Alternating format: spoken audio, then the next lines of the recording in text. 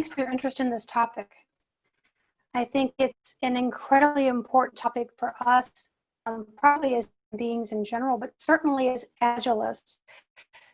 What we're doing as Agilists is not just showing people some different practices how to work, but we are ushering in a literally whole new way of thinking about work.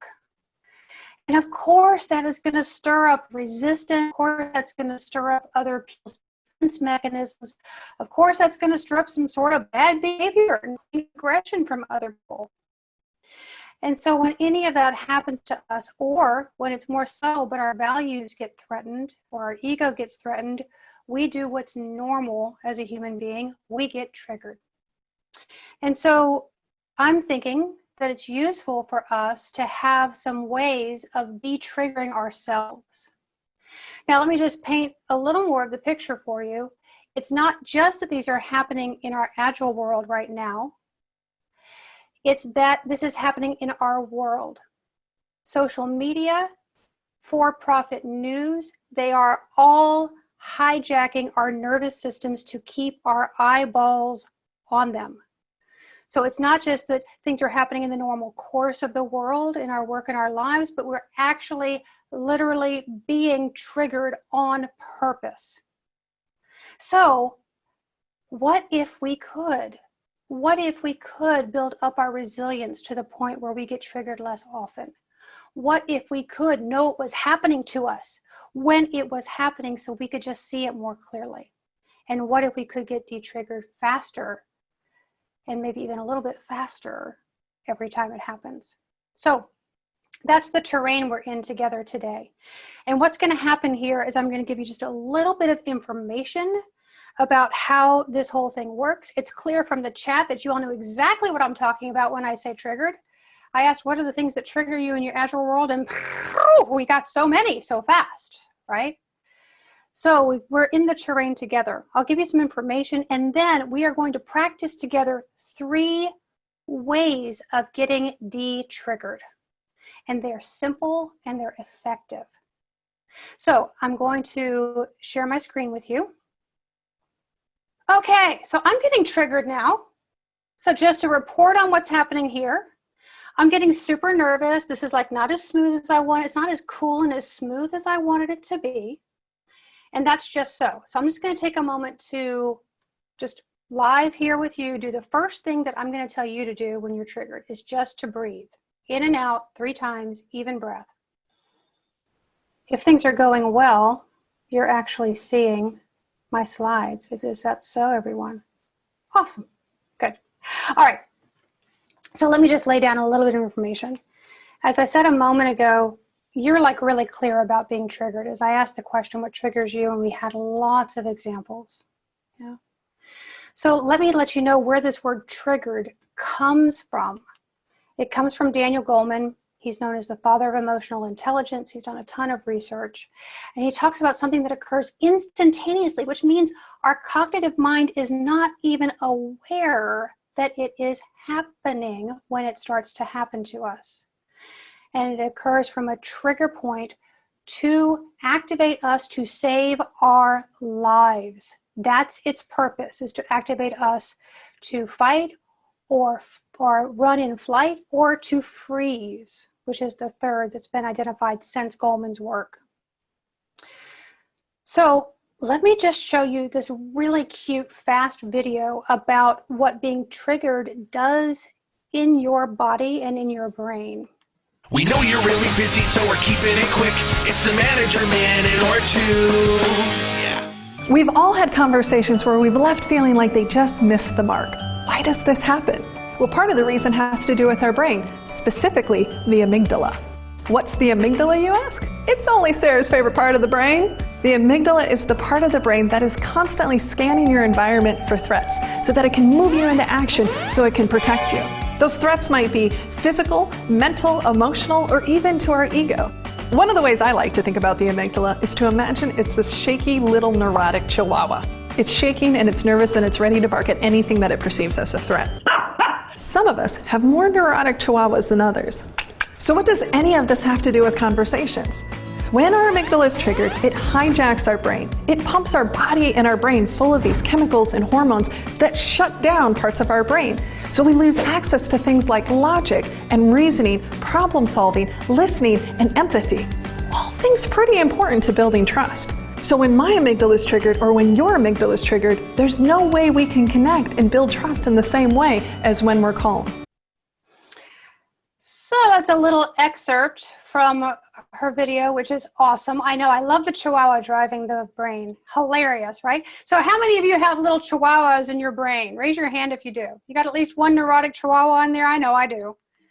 So here's what I have to tell you. When you get hijacked, if things go well, if that amygdala hijack does not happen to you again, it takes 18 minutes for those stress hormones to work their way through your body. 18 minutes, folks. So what are we going to do to become aware of being triggered, to allow that process to happen without us recapitulating being triggered? Because that's what happens to us. We keep going over it again and again. We keep triggering that adrenaline, cortisol flood in our bodies. So I want to come back to you all and have us have some conversation now. And I want us to first just have the conversation in the chat, and then I'll bring a few of you live to share. And here's the question I'd like us to investigate together. How might my effectiveness improve if I could better manage being triggered? If I could better manage being triggered, how might my effectiveness improve?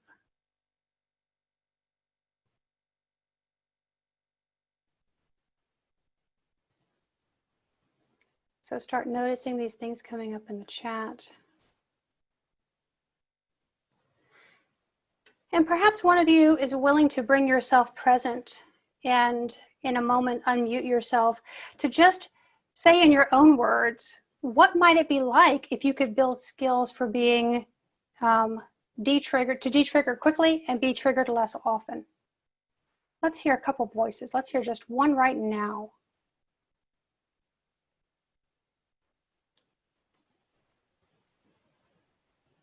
Okay. Thank you. So I think, and I don't know if I talk about or speak for everyone, but I would be better able to deal with certain partner issues in my life, you know, especially in this time of COVID, when you're closer to your partner than ever before, and you guys are just together all the time.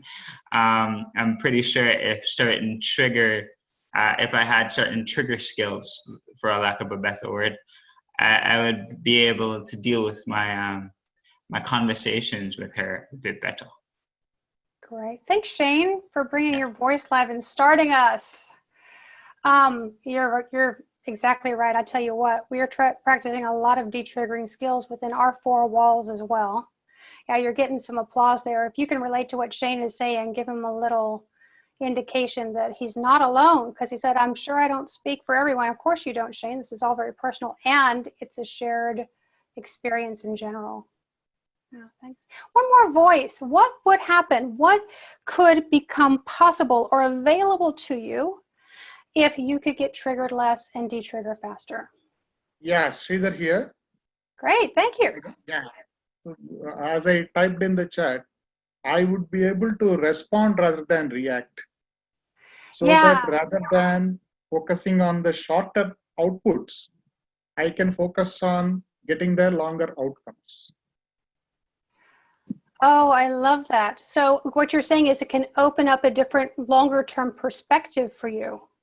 Correct. Yeah, yeah. And if you have that long-term perspective, what might happen? Then I'm not worried about winning every battle. I love it. You're getting a lot of love in the chat too. What you said was respond rather than react is really resonating with people. Nice. Thank you for bringing yourself live. So I want to tell you just a couple things about the usefulness of getting triggered and the fact that it's a bit of an adaptive challenge for us right now. So the usefulness of getting triggered, of course, is that when your body gets flooded by the amygdala with all of those stress hormones and necessarily cuts off all the executive functions in your brain, because you don't need that anymore. You really just have to decide whether you're going to stay in place, run, fight, flight, or freeze, right? Do one of those things. And there's actually a fourth one now, but that's probably getting into more detail than we need. So if your body's getting ready to do that, then your muscles have to get ready. Your muscles have to be ready to like do something, run away, for example. So it's totally valid for a world in which you're going to get eaten by a saber-toothed tiger if you don't do something, right? Now, the problem is that society has developed quite a bit faster than our neurobiology has, even though our neurobiology has developed a lot too. So we as human beings, we perceive threats to our ego, threats to our values, any kinds of really non-life-threatening things, we really still perceive them as life-threatening. And so our body does the same thing. Our body does the same thing.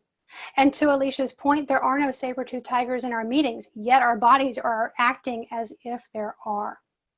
Yeah. So it's normal. It's just not adaptive for our modern world.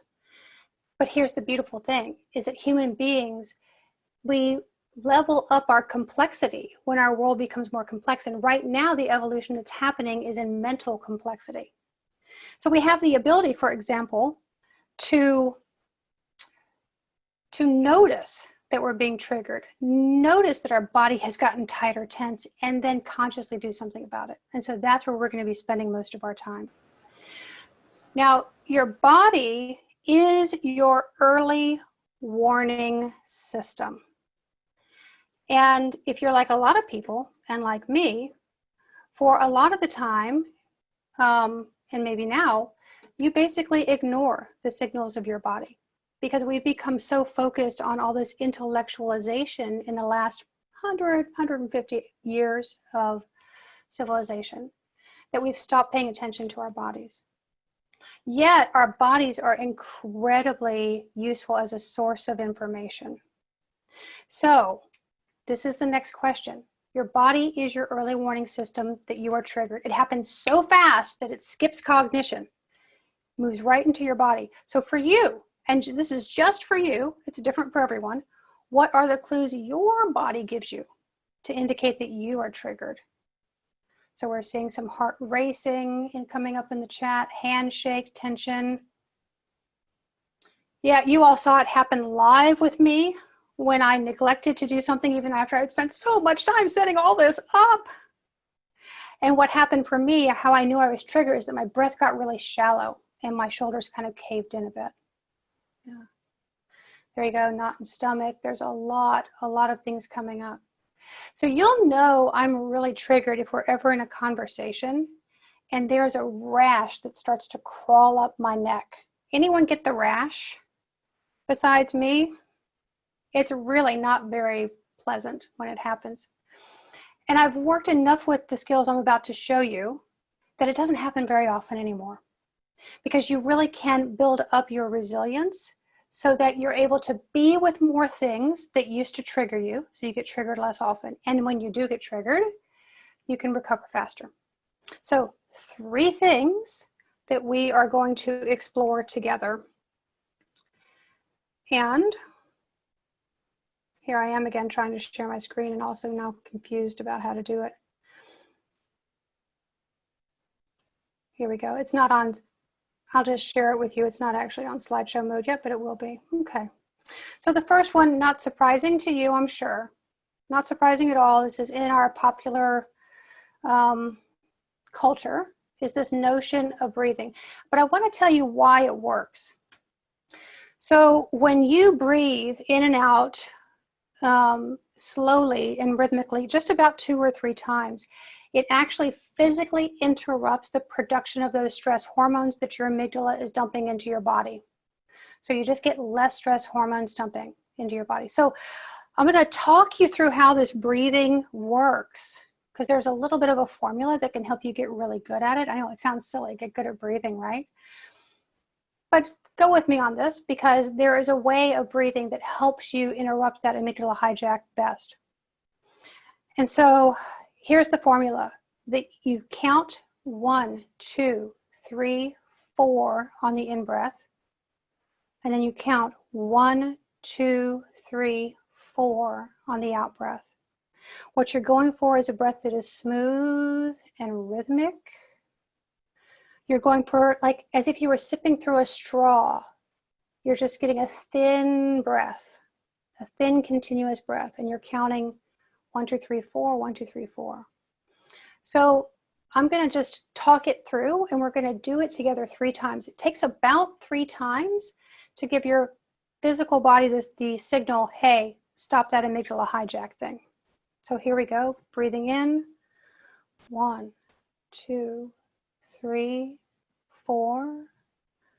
Breathing out, 1, 2, 3, 4. Smooth and rhythmic. In, 2, 3, 4. And out, 2, 3, 4. And the last one on your own.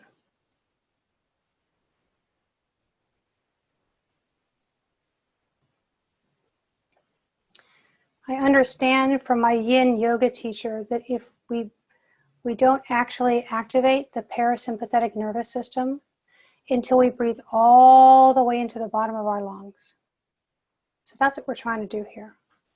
So that's the first thing. Pretty straightforward, huh? The second one is super fun, and I can't wait to do it with you. The second one is shaking. So let's just do this together.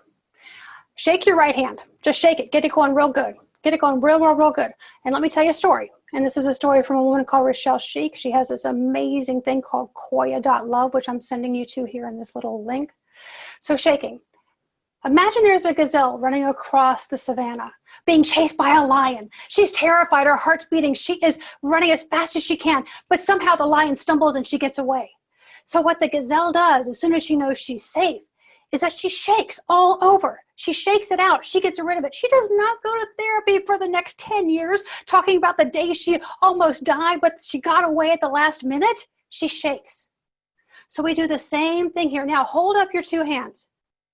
Some of you already were shaking your 2 hands, but if you weren't, or if you can feel a difference, notice the hand you were shaking and see if it feels just a little bit more alive, a little more receptive. Yeah? Okay, so we're going to do a whole body shake. Start with your right hand again. Yep, stand up if you can. And add your left hand. Let's get the hands going. Get them going. Woo! Wonderful. All right. Now, if you can, and you can hold on to something if you need to, add your right leg. Shake it. Shake it, shake it, shake it, shake it, shake it. Shake, shake, shake, shake, shake. I always think of that song, shake, shake, shake, Senora, shake it all the time. Okay, the left leg, add the left leg. Oh, get them going, shaking real good. You might want to jump up and down a little bit, get some air under your feet. There you go. Now bring the shake up into your hips. Bring it all the way up into your hips. Yeah, there you go. And into your belly. Into your belly. We know how to do this. We don't have to be taught. This is given to us by our birthright. Up into your chest. Oh, let it go. Oh yeah, get that chest moving. Shoulders moving. Whole body shake. Go now. Get it all going. Woo! Yeah. Okay. And let it settle. Whew. If you're like me, there's been a gigantic physical body change, and my mind is very clear and present. Now, If you teach your whole team how to do this, you probably can do this in the middle of the day with them. But if you get triggered and you can't, just walk away from your camera and do a little bit of shaking. No one's going to see you. And whenever we do get back to working in physical buildings again, excuse yourself and go to the bathroom. Do it there. So these are things you can do while you are hijacked. Woo! That was good. I need some water.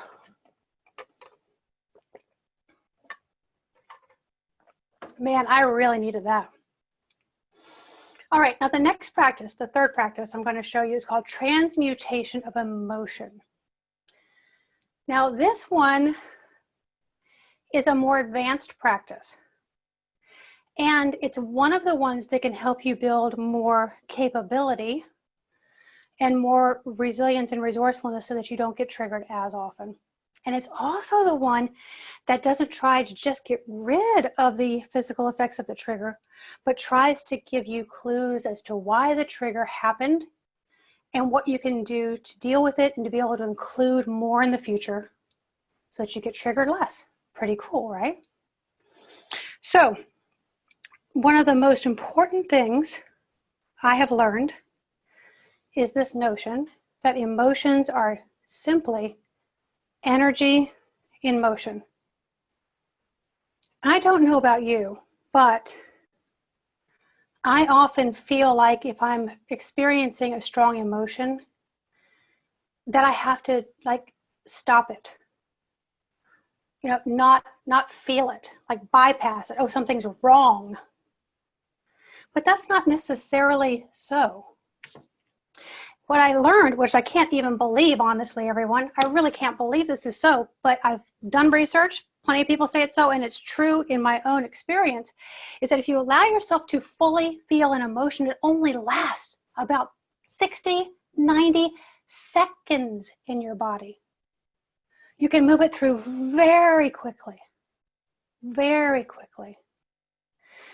So I want to first tell you a little bit about 5 core emotions, and then I'm going to expose you to a practice that's a little more in-depth, takes a little bit longer to do than the ones we just did. I love you all responding to each other in chat and going back and forth. Keep that going. So our emotions are there to give us information, but we often think that they're a problem. Not necessarily so.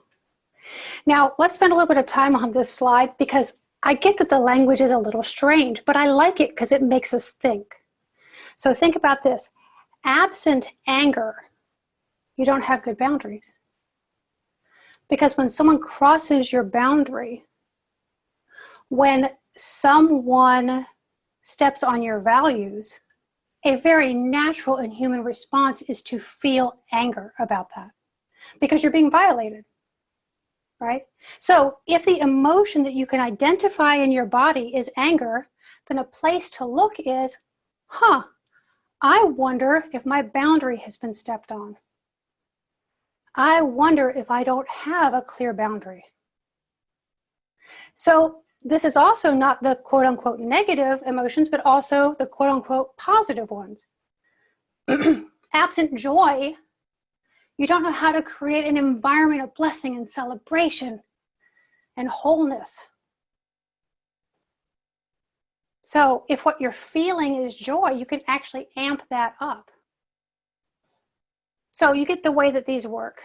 It's kind of strange to have the wording absent this, then you don't have that. But I like it because it's a bit of a koan, it's a bit of a quandary. So there are a couple of different versions of core emotions. This is one of them. It works really well for me and it works well for my clients because I absolutely do this with executive leaders and agile transformation leaders all the time. So the next thing we're going to go to is working with and naming an emotion. And I gave you these 5 core emotions first because it's shockingly surprising to me how ill-equipped we are to actually name our emotions. Right? But it's time to reclaim that. It's time to reclaim that skill and that capability. So, Rajesh, let me get the sexual energy thing handled. Thank you. Sexual energy is also called creative energy. So this is from a model that people have now added that word to it again. And you think about where your sexual energy exists in your body, and it's basically just a couple fingers below your belly button. So that's the center of sexual, also co-creative energy. And so that's what we're talking about there. Thank you for that. All right, so now, this is the steps of the transmutation of emotion practice. And I'm going to talk you through a real life scenario that triggered me. And actually, even 2 years later, when I think about it, I can get re-triggered pretty easily again over it, even though I've gotten a lot better. The deal is, when you are triggered, is to drop the story. Drop the, well, she said, and then I got aggravated, and I said, and then this happened, and that happened. Drop it. Drop the story. Only pay attention to your immediate emotional state. And then tune into that emotional state in your body and notice, what are the bodily sensations that I feel? Where are they in my body? And once you do that, you can notice most often that those bodily sensations are not staying static. They're doing something. They're pulsing, they're popping, they're moving, they're getting more intense, they're getting less intense. Something is happening usually. And then you ask yourself the question, what feeling can I name? And if you figure out what feeling you can name, whatever it is, doesn't have to be one of those 5 core ones, just whatever you can name, then you allow yourself to feel it without trying to change it. Now, what's going to happen here, as soon as you do this, is that that story is going to pop up again. You're going to be going, oh my God, I can't believe she said that to me. And it'll start right up again in your body, in your mind. Continue to come back to your body. Feel the sensation. Notice that the sensation is probably changing over time. And breathe, breathe, breathe. Once you are out of the grip of the story and the grip of the hijack, then you ask a really weird question. And what we're talking about is the feeling state that you named. And you ask the question, what's right about it? What is this feeling here to show me? So let me walk you through my real life example. I was working with an Agile transformation leader who had a few hundred Agile coaches in her organization. So she had a lot of influence and a lot of power. And she wanted me to come work with those coaches and sort of level them up a little bit. That's the kind of work I love to do. She said something to me in our first meeting, and I thought, oh boy, this might not go very well based on what she said. She said, Lyssa, all these people have been to Agile coaching classes, and they come back and they're useless. She said, the time for delivering is now. The time for sitting around and asking powerful questions is over. Can you imagine what happened inside of my body? Being told this by a woman who has this much influence inside of a large organization doing an Agile transformation, I immediately got up like, she's wrong. She's absolutely wrong. And then I thought, oh my God, what have I done that's not enough? How is this true? How are these people ineffective?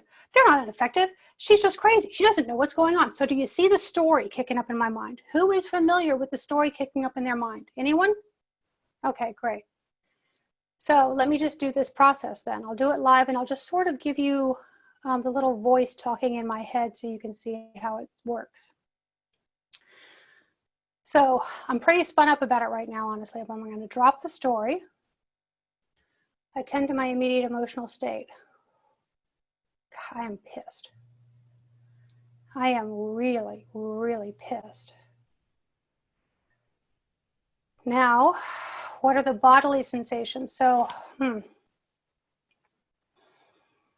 this whole part of my core here is like, it's vibrating. It is so like ready to do something. Oh man, it's actually getting really tight down here around my stomach too. Oh. Oh. So I'm just going to breathe. Now I'm noticing that it's not set in stone. It's not concrete. The sensation is changing a bit. All of a sudden I feel like just a tiny little maybe conduit or window here that has a little more,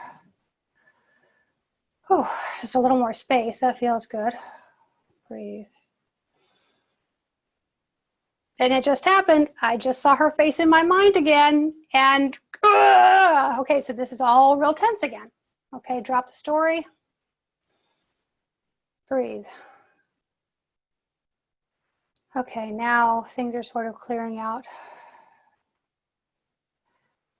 My core has more flow.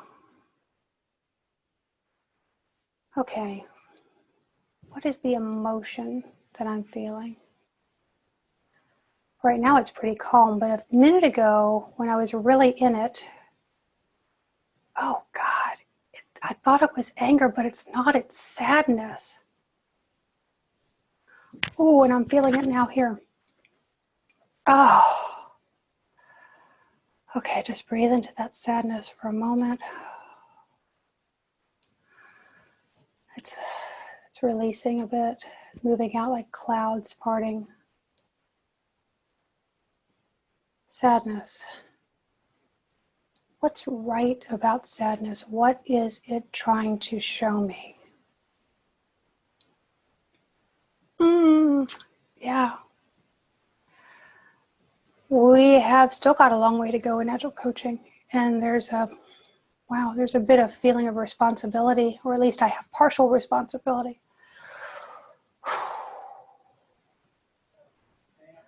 Yeah, there's a broken-hearted feeling about us not having transformed the world of work yet.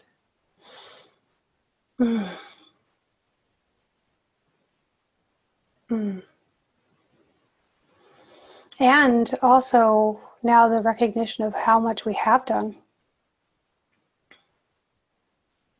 Yeah, and just like compassion for the fact that, you know, we're not in charge of the whole world.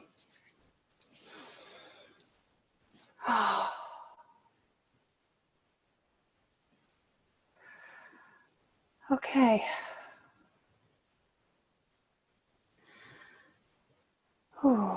I can feel your presence and your attention and your good intentions for me. Thank you.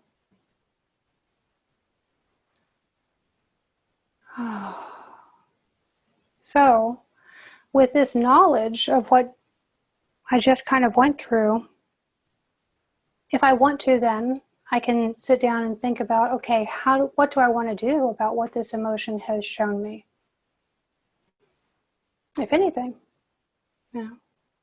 Do I want to become more skilled at just being able to continue to stay present when a leader says to me, the time for asking powerful questions is over, we got to deliver? I can actually laugh at it now. I was really aggravated at the beginning, but I can actually laugh at it a little bit now.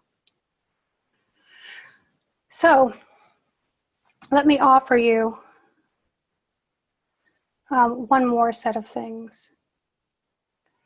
And it's this idea that you don't have to become a master of this overnight. And for those of you saying this is a lot like meditation, yes, it is. It's just simply noticing your state and then consciously choosing what you want to do about it. All you have to do is just improve a little bit, and really not for the sense of like striving to get somewhere, but holy moly, in the midst of this pandemic, just for you to have more thriving or a tiny bit of peace or more harmony in your life, boy, that would be worth it. So 2 ideas I have for you in this continuous improvement journey related to being triggered and getting de-triggered is to literally prepare yourself for difficult meetings or conversations. And here are some questions to ask yourself. And the most important piece of it, after having asked yourself these questions, And I actually write this stuff down when I do this. I write it down. I get to the most essential thing for each of these questions. And then I go practice with a friend. I practice saying the hard things before I have to go have that difficult meeting or conversation. Because what happens to most of us is when we need to say something hard, especially if we're trying to speak truth to power, as so often happens for us in organizations, then we can use a lot of words. And our meaning, our through line can get lost. Right? So our friends could tell us, yeah. I get what you want to say, but those were like 25% more words than you need. Right? So that's one idea. The other thing is that just practicing with a friend helps you to continue relieving the emotional stress of it so that you can be clearer and more present when you do go have the conversation. The second thing for continuous improvement, and I love this metaphor, someone at the Women in Agile event in the Netherlands last November said, you know, this work is like having a fast battery and a slow battery. The fast battery, we charge it so the moment when we have to like jump into action and do something, but we also need to constantly charge our slow battery too, so that we have more resilience, more resourcefulness in difficulty. And so the idea of meditation, one of the many things it can do for you, is start to charge your slow battery and give you more capacity over time. And I love sitting with people, and I do it all the time. I mean, literally just for a minute, especially now, golly, as we are moving from one meeting to the next, to the next, to the next, and they're all online, and it's super intense to be online. Just a minute of sitting and breathing together can make all the difference. And so that's what we're going to do now. We're just going to do just like 2 minutes of sitting and breathing together. And then we'll have maybe not so much time for Q&A, but I hope that you have had some interaction here. So with this beautiful scene, I want to tell you one of the things I'm doing to build my capacity in my slow battery is that I'm consciously running joy in my system. Consciously running joy in my system on purpose to build my capacity for joy. We have a lot of tolerance for pain and not so much tolerance for joy, most of us. And I think it's a good thing to increase right now. So if you're with me, you can downcast your eyes to the floor and then just let your gaze be soft. This is not a really rigorous thing necessarily. If it feels good to you, you can close your eyes. That's okay. And all you're doing is breathing. And if you're up for it, you can run a little bit of joy in your system by just turning the corners of your mouth up a little bit. Just in a teeny tiny little smile. This will tell your body to release the hormones that give you harmony and peace and equanimity. You can even imagine that you can turn the corners of your eyes up a little bit, like as if they were smiling. And now we'll just do this for another 1.5 minutes or so.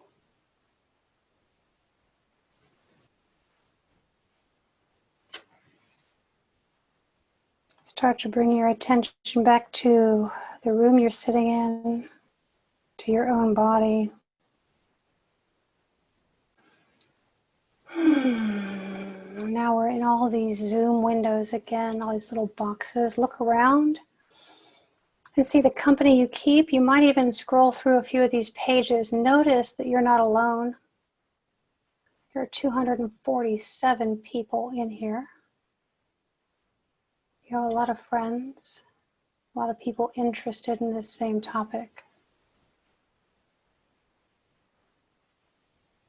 So we have, according to the official timer, a little more time than I thought, about 6 minutes. And I want to pick up Pinar's question. So Pinar had the question about the 3 breaths. Great to, quote unquote, see you again, Pinar, on this virtual world we're in. She says, do you suggest taking 3 deep breaths and putting the whole conversation on hold in those moments? Well, if more than you are triggered in the room, that would be a great idea. You know, just to invite everyone to do it. But also, I just do this all the time by myself. When I realize I'm triggered, you know, there's a conversation going on.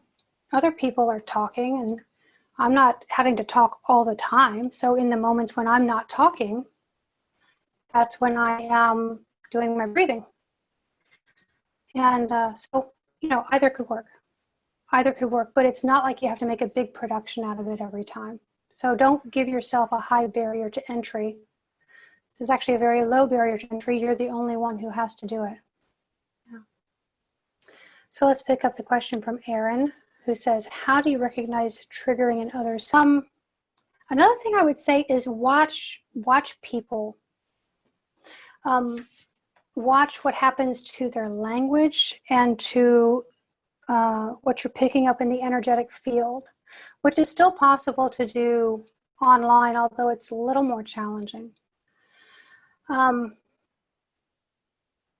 always look for where people seem to not be able to look at different perspectives. If people are not open to looking at different perspectives, I start to wonder in my mind, are they triggered? Because that perspective taking ability is something that comes online with the prefrontal cortex. And so if that has gone offline, then maybe, you know, that's a clue sometimes. So Erin, only a partial answer to that. I'm looking forward to you practicing and telling other people what you find out. That's great, thank you. Yeah, and you were getting some great suggestions in the chat as well for the same thing, doing a weather check, for example. Oh, Kate's asking about the app. Headspace is an app. The other one is Calm, that's quite popular these days. I love Tara Brock, who has an amazing podcast. These are all meditation resources. Anish says, how do you make all this a habit, an easy method? Anish, would you come live and work with me on that for our last 2 minutes? Hi, Lisa. It's Anish. Hi, Anish. Great. Thanks for this presentation. So yeah, we all sometimes, in my case, I know that I need to focus on my breath when I'm out there. I need to name my emotion and so on. But when I'm really out there, I tend to forget that I need to do these. Yeah, just wanted to know how to make this happen. So Ashish, we've got like a minute to nail a practice for you. And so let me ask you this. What are you going for? Why is it worth it for you? Just one reason. Why is it worth it for you to expand your capacity for noticing your breathing and getting de-triggered?